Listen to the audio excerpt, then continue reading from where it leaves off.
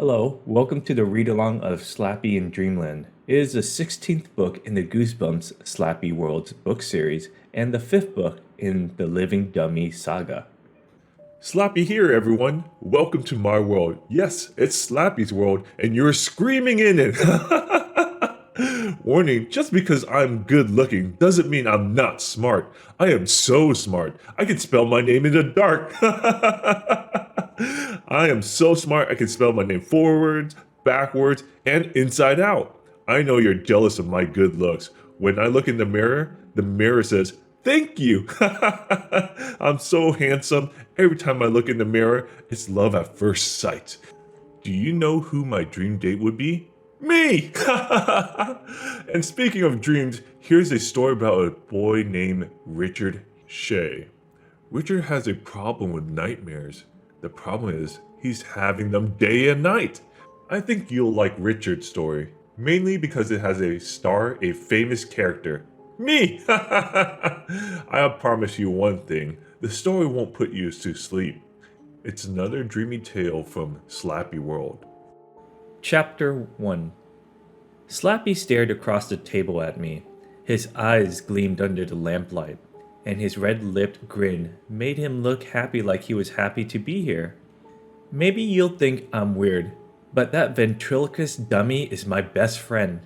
Ever since my dad gave him to me for my 12th birthday, we've been pals.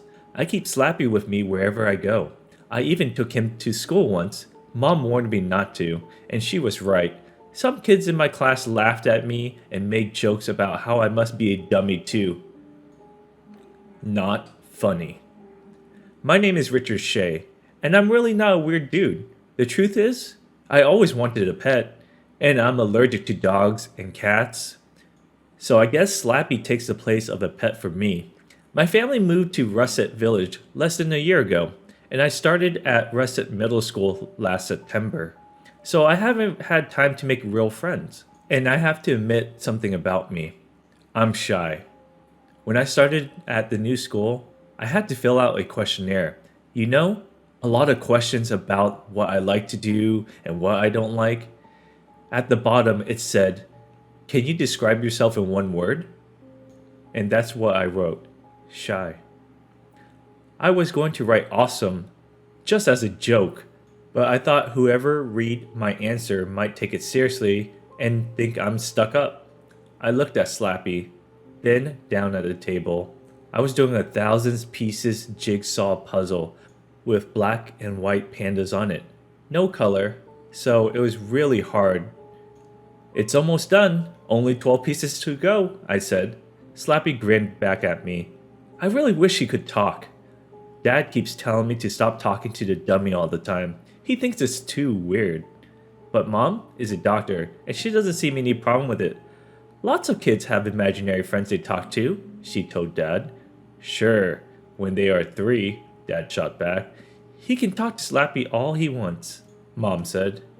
"It's not like Richard imagines that Slappy is alive."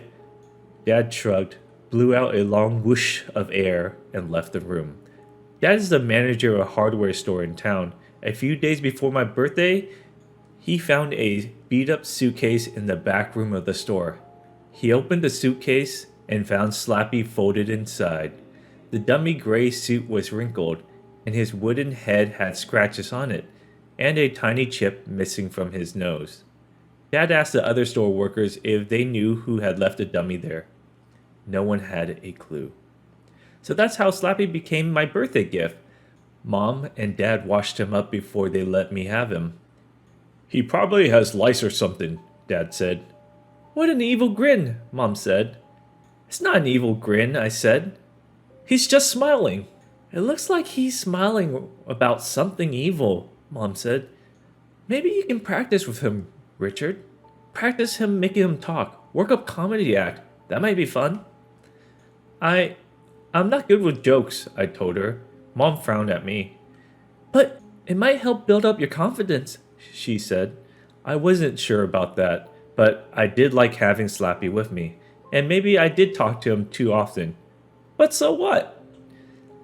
I had been staring at the black and white jigsaw puzzle so long, my eyes were starting to go blurry. Just a few pieces more, I told Slappy, but I felt a hand on my shoulder. Get your coat, Richard, Mom said. Dinner ran so long, we're late. I looked up from the pandas. Late? Did you forget? You're coming with me to my lab tonight. It's bring your kid to work day. I dropped the puzzle pieces in my hand and jumped from the table. Sorry, Mom. I'll get my coat. And how about some shoes? She said. Shoes might be good.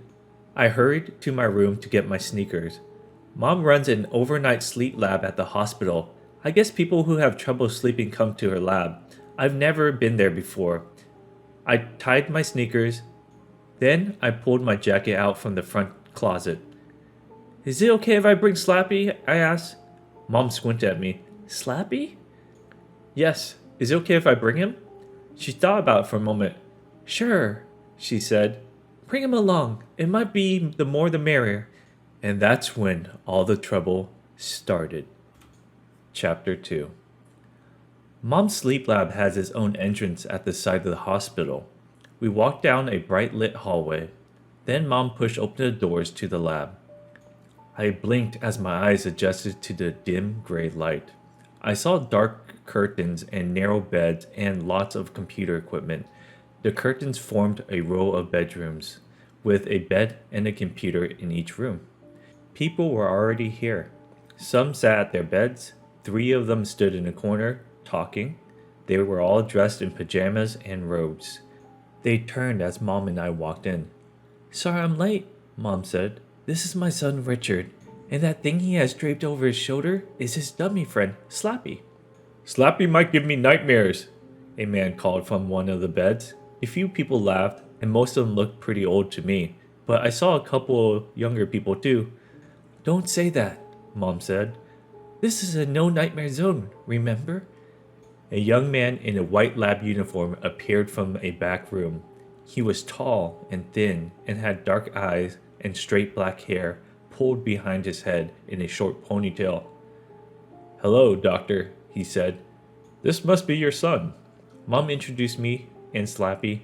Richard, this is Salazar, my assistant, she said. Salazar does all the hard work here. I just watch everyone sleep. He chuckled. Your mom's being modest, he said. He turned to my mother. Only 6 here tonight. Mrs. Baker couldn't come in. I was just about to hook everyone up. I'll put Slappy in my office, Mom said. She pointed to the back room. Through the big window, I could see rows of computer monitors. Then you can watch Salazar hook up the patients. He can explain what we do here.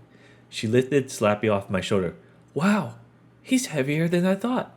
The dummy's eyelids lowered. I laughed. Slappy knows he's in a sleep lab. Shaking her head, Mom had to carry him in both hands. Bedtime, everyone, Salazar called out. Settle in, and I'll get you ready. You all know the routine. In their curtained-off rooms, the patients climbed into their beds. They all stayed on their backs on top of the covers. Salazar gave them time to get in place. What grade are you in, Richard? He asked.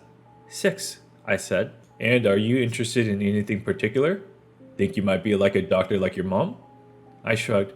I really don't know, I muttered. I hate it when people ask me what I want to be. I know Salazar is just trying to be nice, but I never know what to say. I mean, I'm only a kid. How do I know what I want to do for the rest of my life? You brought that old ventriloquist dummy, he said. Are you interested in puppets? Not really, I said. He nodded. Well, follow me. We'll start with Mr. Baldwin. He led the way to the first bed. Mr. Baldwin was an older guy with a fringe of white hair around his head and a short white beard that covered most of his face. He wore a black nightshirt and black socks. He squinted at me. Are you Salazar's new assistant? Salazar answered for me. It's bring your kid to work day at the hospital, he said. Richard has never seen what his mother does. She watches us sleep all night, Mr. Baldwin said. I don't know how she manages to stay awake. Are you feeling sleepy tonight, Mr. Baldwin? He groaned. I feel tired all the time, he said, except at bedtime. Well, we'll see how you do tonight, Salazar told him. He lifted a bunch of wires from the computer table beside the bed. These are electrodes, Richard. We attach them to Mr. Baldwin, and they transmit his sleep patterns to the little monitors beside each bed and to the big monitor in your mother's office. He dipped an electrode into a gooey liquid and stuck it on the side of Mr. Baldwin's forehead. Then he attached a second electrode to the other side of the forehead. There are 8 electrodes in all, Salazar explained to me. Did you ever see the movie Frankenstein? Mr. Baldwin asked me. That's what it looks like, and they said it looks like a Frankenstein monster. Salazar attached a few more electrodes. There isn't anything scary about it, he said. It allows us to see how deep Mr. Baldwin's sleep is, when he wakes up, when he dreams, anything that interrupts his sleep. Can you see his dreams? I asked. Salazar shook his head. No, only when he dreams and not what he dreams. He hooked up the 8th electrode. Pleasant dreams, he said. I'll turn off all the lights when I get everyone online. I followed him into the next curtained bedroom. Salazar talked quietly with all the patients as he attached the electrodes to them. Some of them appeared sleepy, but some of them seemed wide awake. I wonder if I could fall asleep with all those wires connected to my skin. That might be hard, and I wondered how my mom stayed awake all night, watching the sleep patterns of 6 patients. Salazar hooked up the last patient and pointed to the back room. You can see your mom now, Richard, he said.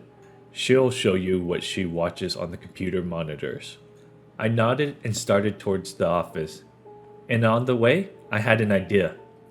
It was a funny idea. Mom, I want to try to hook electrodes to someone, I said. Mom laughed. Why? Did it look fun to you? It isn't as easy as it seems. They have to go in exactly the right place. I want to try, I said. I picked up Slappy. Can I try on him? Can I hook it up to Slappy? She squinted at me. Seriously? I nodded. Come on, let me try. Okay, she said. Why not? Follow me.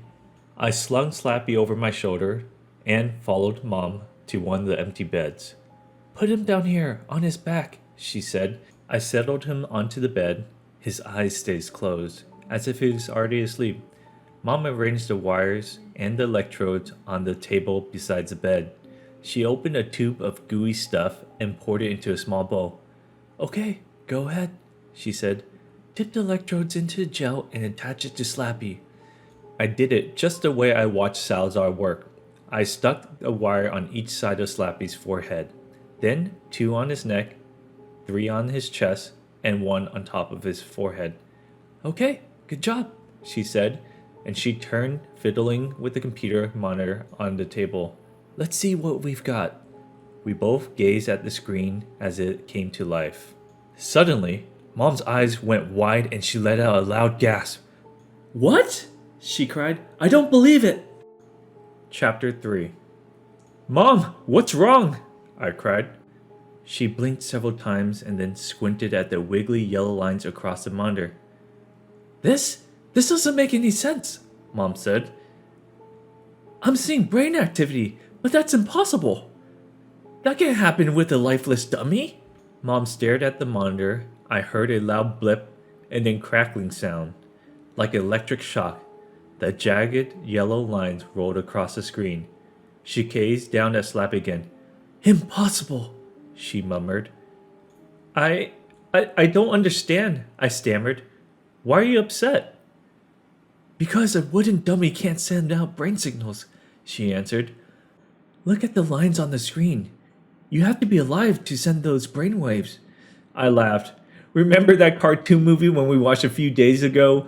Pinocchio? Maybe Slappy's a real boy. And maybe I'm Mother Goose, Mom shot back. She grabbed the wires I had connected to Slappy and ripped them all off in one hard tug. The lines on the screen stopped jumping up and down and went totally flat. I don't know what's wrong, she said, setting the wires back on the table. It has to be my equipment. There's definitely something wrong with the software or the connection. She poked her head out of the hall. Salazar? She called in a loud whisper. She didn't want to wake her patients. Are you there? I need you to reboot this unit and check their electrodes. I picked up Slappy and followed Mom to her office. She checked the wall monitors to see how her patients were doing. "These monitors seem to be working fine," she said. Mom's cell phone rang. She glanced at the screen. "That's your dad. He's at the parking lot to take you home." I groaned. "I thought I was going to stay all night with you," I said. "No way, Richard. Tomorrow is school, and this is going to be a busy week. Don't forget about Willow." My mouth dropped open. "Huh? Willow?" Mom shook her head. "I thought I told you. She's coming to stay with us for a few days. Her parents are going on a business trip." I couldn't keep the surprise off my face. Mom narrowed her eyes at me. "You don't have a problem with that, do you?" she asked. "Of course not," I answered. Of course I had a problem with that. The problem was Willow. Chapter 4. Willow and I are first cousins. She is 12, like me, and she and my aunt and uncle live about half a mile away. She is in my science class at school. Her parents travel all the time, and Willow always comes to stay with us, so we see each other a lot. Mom and Dad even call the guest room Willow's room. Willow and I don't really get along. I mean, we have nothing in common. We don't fight or anything, but we aren't alike at all. In fact, we are total opposites. I am tall and dark and kind of serious looking. Willow is short and has blonde hair that bounces like a kitchen sponge. Her personality is bouncy like her hair. Believe me, she's not shy like me. She laughs a lot and has a million of friends. But maybe that's because I never dream of tricking anyone. I guess my major problem with Willow is that she always tries to get me to be more like her. She's always daring me to do things I don't want to do. Always trying to make me braver and bolder and less shy. That can be seriously annoying. After school the next afternoon, Willow and I were in the gym, at the back wall, working on our mural. Yes, somehow we end up working on projects together. We had a huge sheet of paper taped to the wall, and a bunch of paint cans at our feet. Willow stood on top of the ladder, painting an owl in a tree. I was on my knees below, working my brush up and down in short strokes, filling in the grass in the bottom of the painting. "This is going to be awesome," Willow gushed. "We need to have a lot more animals in." "Careful," I cried. "You're dripping paint on my head." "Want to trade places with me?" she called down. "You can start on the sky." "No thanks," I replied. "I don't like to be up on ladders." We were painting the mural for our zoo overnight. Every year, the zoo sponsors an overnight sleepover for the Reset Middle School 6th grade science class. We get to have dinner in the ape and monkey house, and then a special close-up tour of the zoo animals. And then we have an all-night slumber party in sleeping bags. It's a big deal. Will and I wanted to do something special for it. It was her idea to paint a mural to put up at the zoo. Willow climbed down and set her paint can on the floor. She had a strange grin on her face. "Why are you smiling?" I asked. Her grin grew wider. "I did something funny," she said. She glanced all around as if making sure no one could hear, but we were the only ones in the gym. "Uh-oh," I murmured. "I don't think I want to know." Willow leaned closer to me. "Remember that ruler Mr. Trevino is always waving at us? The one he points at us when he's unhappy about something?" "Yes, I know the ruler," I said. "Mr. Trevino is an art teacher, and he's always unhappy about something. And he swings that ruler and slaps his desk with it and threatens us with it all the time." Willow lowered her voice and whispered, "Well, just before I came here, I slopped blue paint all over the ruler and put it back in Mr. Trevino's drawer." She giggled. "When he reaches in, he'll get blue paint smeared all over his hands." I gasped, "But Willow, he'll see us here with these paint cans. He'll know we had to be the ones who did it." She shook her head. "No way. He comes home for the day. He won't see us. And I put enough paint on the ruler so it'll still be wet and sticky tomorrow morning." She laughed again at her own joke. "I guess it's a little funny," I said. Willow gave me a push towards the ladder. "Get up there and start the sky," she said. "I told you I don't like ladders," I said. She shoved a paint can with a brush inside into my hand. "This is going to be good for you, Richard. You can get over your fear. It's easy. Get up there." She gave me another push. My heart started to pound as I climbed. The paint can swung in my hand as I used my left hand to grip the ladder side. "You're doing great," Will called up to me. "See? It isn't scary at all." I dipped a wide brush into the paint and raised it to the top of a mural. That was when I heard footsteps on the gym floor behind us. I whipped my head around and saw Mr. Trevino striding towards us, taking long, heavy steps. He had one hand raised and the other thick blue stripe across the palm. My legs started to collapse, and I nearly toppled off the ladder. Mr. Trevino peered up at me. His face was red and angry. "Richard!" he boomed, his voice ringing off the gym's wall. "I see you have blue paint up there." I couldn't get any words out. Mr. Trevino waved his blue hand in front of him. "Come down, Richard," he said. "We need to have a talk." I slowly made my way down the ladder on shaky jello legs. Willow pressed her hands at her waist and stared at me. "Richard, what are you going to do?" she cried. She could barely keep a straight face. I wanted to dump the can of blue paint on her head. But of course, I would never do anything like that. "We can talk about this privately in the art room," Trevino said. I set the blue paint can down and followed Mr. Trevino down the hallway to my doom. At dinner that night, Mom asked me how my day was, and I couldn't think of anything good to answer. "Will and I worked on our mural," I said finally. "Nice," Mom said. No, it wasn't nice. Thanks to Willow's little joke, Mr. Trevino said I have to come after school for 2 weeks and clean the art room. It was totally unfair, but no way I could rat on Willow. Willow was coming to stay with us the next night, and I desperately wanted to think of a way to pay her back. And I was thinking about it when I went to bed, and later, a short while later, I've had my first terrifying dream. Chapter 5. I brushed my teeth and changed into my pajamas. I shudder every time I put these pajamas on. They are Puppy Pal pajamas. And I know that no one over the age of 2 would want to be caught dead in them. But Grandma Rose gave them to me for Christmas, and Mom and Dad made me keep them. I carried Slappy to my bed and stretched him out at the foot. That's where he sleeps every night. That's not too weird, right? It made me feel calm knowing that he's down there. As I climbed into bed, I once again pictured Mom's startled expression as she stared at the monitor in her lab. I pictured the jagged yellow lines rolling across the screen and heard Mom's cries of alarm. "Impossible!" she shouted. "That's impossible!" A smile crossed my face as I pulled the covers up to my chin. Mom's computer must have had some kind of bug. Slappy couldn't really have brainwaves, but it sure gave Mom a shock. A thought flashed into my mind. Could I think up of a way to use Slappy to scare Willow? I felt a cold breeze float against my face. The windows in my rooms are old, and the wind outside makes them rattle. Even when they are closed and locked, they let in a lot of cold air. I was still thinking about Willow and Mr. Trevino's blue hand and all the trouble Willow's little joke got me into and drifted off to sleep. It was a restless sleep.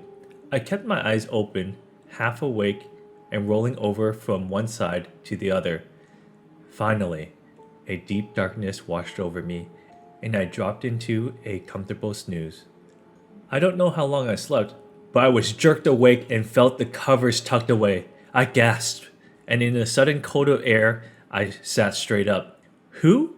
My voice clogged from sleep, my heart pounding. I squinted into the darkness, and I saw 2 glowing eyes, a face up against mine. Slappy. "Huh?" I gasped again and felt the chill of fear run down my body. The dummy stood on the floor beside the bed. He stood up straight, gripping my blankets in both wooden hands, his grin shimmering darkly in the dim light from the window. His eyes stared, unblinking, into mine. I grabbed my covers back, but his grip was too tight.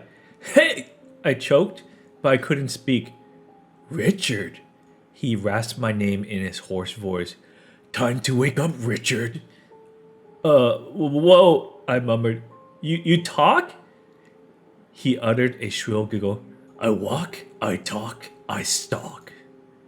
No way, I cried. You're a dummy. A wooden dummy. You can't.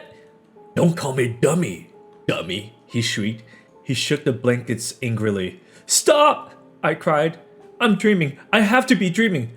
Snap out of it, dreamer, Slappy barked. You have work to do. Work? I uttered. What kind of work? He giggled again.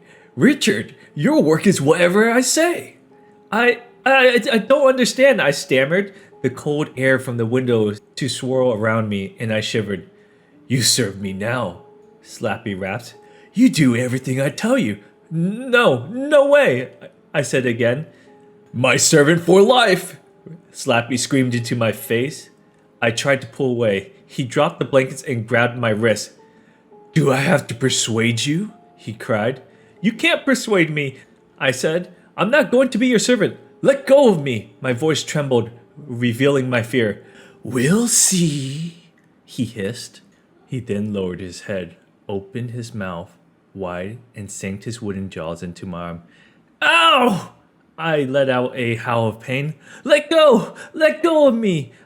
I tugged and squirmed and struggled to pull free, but he held tight. His head swung up and down with frantic movement, and his hard mouth sank deeper into my skin, sending waves after waves of pain shooting through my arm and over my whole body. Let go! Let go of me! Please! Stop! Let go!